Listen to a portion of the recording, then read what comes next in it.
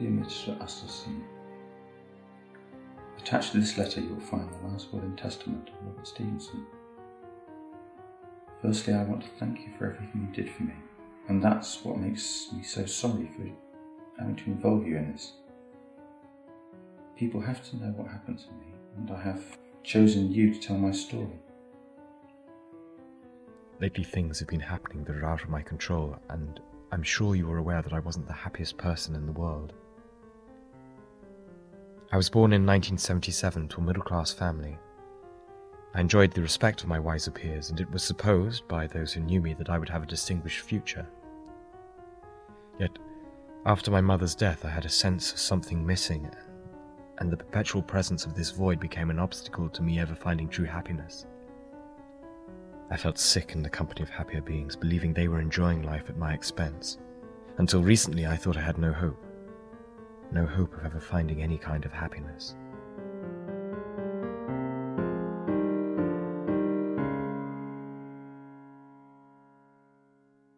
The Matisse would look fabulous above the fireplace, wouldn't it, darling? Oh, yes. And don't you think that mahogany coffee table we saw in Roche-Beaubois would tie the room together perfectly? Just lovely. I think I've got all the... Pastels! Pastels would look lovely in the baby's room. Mm-hmm. We're expecting. We just had sonograms yesterday. It's a boy. Come in. Yes. I think they're beautiful. Yellows and blues. Yeah, yes. Well, I think I've got all the information I need, so I'll send you some quotes and figures about the mortgage, and we'll work from there. Oh, okay. Okay. Well, thank you for your time, Mr. Stevenson. Thank you. Bye-bye. So wonderful. Bye.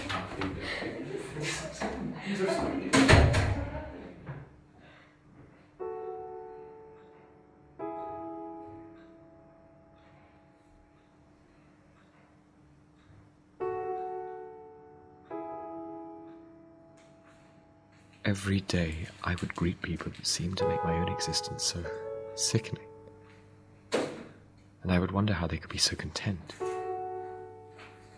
They would be fine with their 9-to-5 jobs because they had some kind of purpose.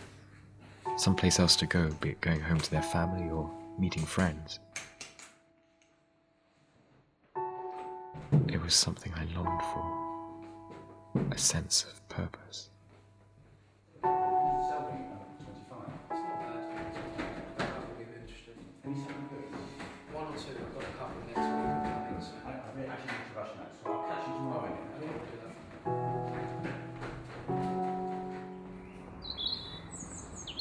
Hey, Stevenson! Are you alright?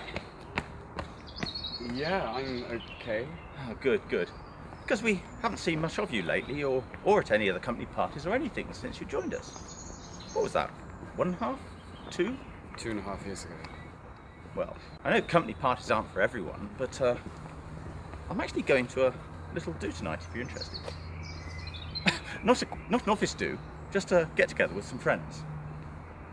Well, I'll think about it. I've got stuff to do, and I don't know whether I'll be able to get away. Well, no pressure, man. I'll leave it up to you. You can bring someone if you like.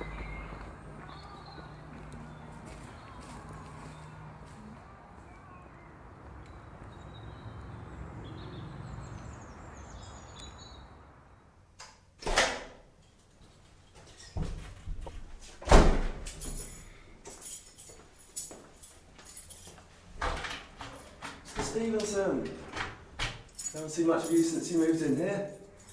Everything all right? Fine, thank you. Well, you can know if you need anything there.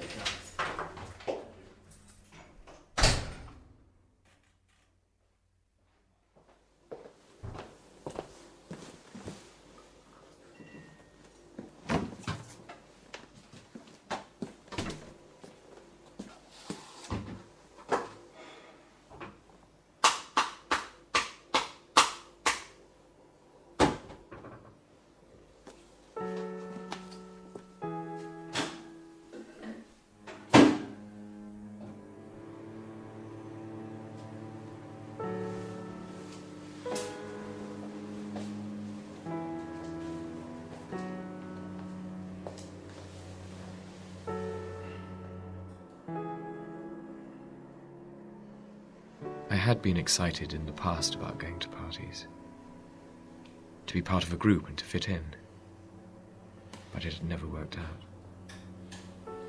I'd always returned home feeling more depressed, more certain of my incompleteness than when I had left home. But on reflection, it always seemed more interesting than sitting at home doing nothing.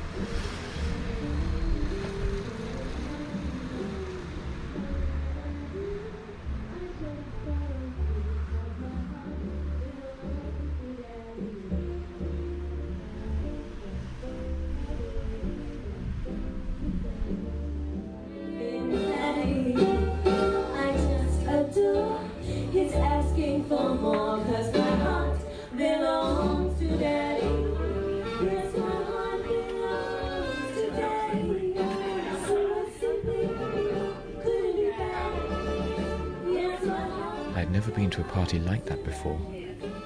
Everybody looked so strange to me. And I had the same problem I'd always had. Nobody noticed me there. Everyone was exactly what I wasn't. Flamboyant. Confident to the point of arrogance. Part of me despised it, and part of me wanted it. I saw certain people exploiting their power. But I'd seen that everywhere. A different me might have stepped in to say something, but I didn't. Instead, I started to wonder what I was doing there. I wanted to leave when... Hello, Stevenson. He was standing in front of me, wearing a dress. I didn't know what to think. No, I've got to go home.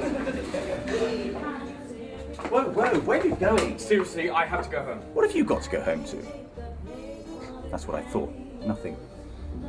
I've seen you day in, day out around the office, grumbling at your desk looking miserable. I've been there. I know what it's like to be depressed. You think just because you've invited me here, you know something about me? Microwave meal for one? I may not know anything about you, but I do know something about how you feel. You wouldn't have come here tonight if you didn't want to change the way you feel. Come with me. I've got something for you. If you don't like it, you can leave. I won't force you to stay.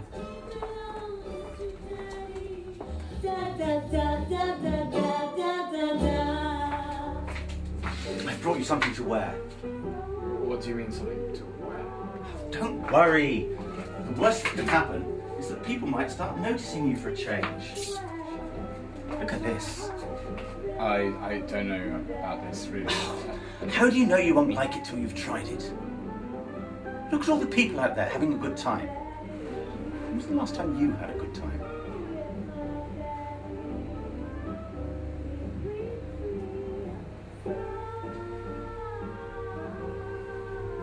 I'll leave you to get changed.